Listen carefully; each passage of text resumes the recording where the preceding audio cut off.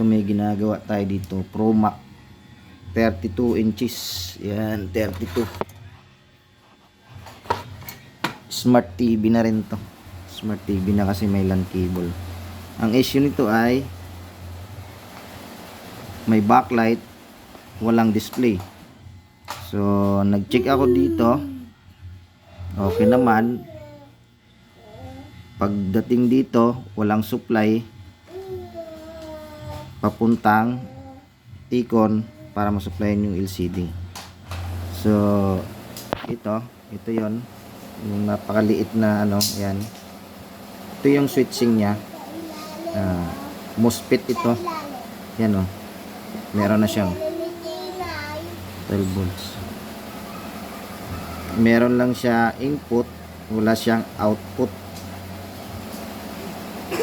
Ano to? Ang number nito ay 34. Ito, napalitan na natin. 3407 ata. L7. Ako. Bumunot lang tayo dito sa ano. Dito. Yan.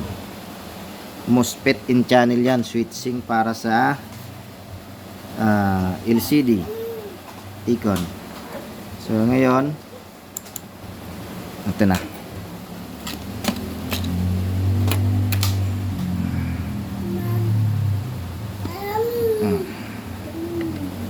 Okay, yan na. Display na. ProMac Smart.